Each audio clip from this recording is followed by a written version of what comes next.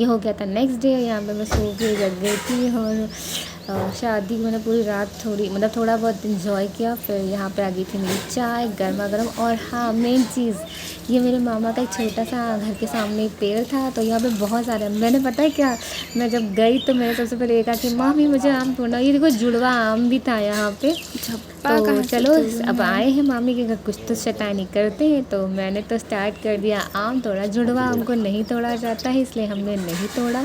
तो मुझे जो जो पास में आम थे वो मैंने सारे आम तोड़े, मतलब सारे नहीं लेकिन इतने थे तोड़े कि मैं अपने फ्रेंड्स को भी दे पाऊँ और मुझे भी अच्छा लग जाए। तो मुझे बहुत मज़ा किया। तो और आम उनको रख दिया और ये मुझे आगे दिख गए आम, तो मैंने और आगे भी आम तोड़ लिए, जो कि मुझे बहुत मज़ा आ रही थी तोड़ने में।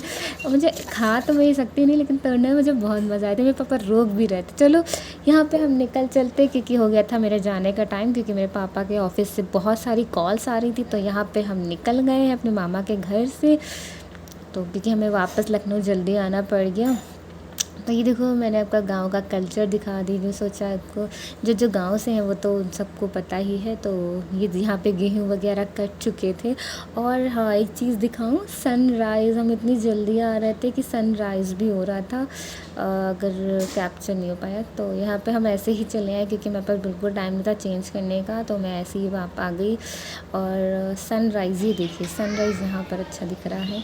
तो मैं घर आई तो मेरा ये बच्चा सो रहा था, ऐसे ही सो रहा है सुकून से। मैंने उसको जगा दिया और आते आते फिर चाची कढ़ाई दूधी में कहा चलो चूल्हे पे खाना बनाया। तो मुझे चूल्हे पे खाना बहुत पसंद है बनाना। तो मेरी चाची ने भिंडी चौकी थी, तो मैंने सोचा मैं आगे का कंटिन्यू करती हूँ। तो जैसा भी है मुझे बहुत मज़ा आया। तो मैं यहाँ पे देखो मैं नहा वहाँ के एकदम हो गई थी फ्रेशनअप, अच्छा लग रहा था नहाने के बाद। तो ये आया मेरा बाबू, तो मैंने इसको ये चिप्स दी थी। तो मैंने कहा कि अगर चिप्स दिए तो मुझे तो पप्पी बहुत सारी देनी पड़ेगी।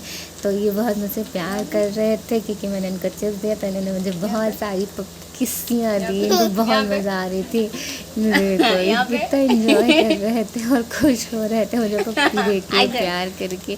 तो मैंने भी उनको बहुत सारा प्यार दिया। ये मेरा छोटा बच्चा भी जग के आ गया कैमरे के सामने, एकदम सोता, क्योंकि सो की जगह था तो इसलिए थोड़ा सा वो हो रहा था।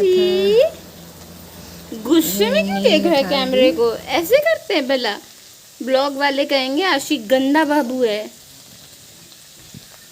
तो मैंने और आशी ने, इसका नाम शॉर्ट फॉर्म आशी है, ऐसे आयुषी बुलाते हैं। तो यहाँ से भी हम जल्दी से निकल पड़े, खाना वाना खा के रेडी हो गए। तो आगे चल के मुझे भूख थोड़ी सी लग गई, क्योंकि मैं ज़्यादा खाती नहीं हूँ। तो मुझे लस्सी मिल गई, वो मुझे की फ़ेमस शॉप है। तो मैंने तो किया अपनी लस्सी को एंजॉय।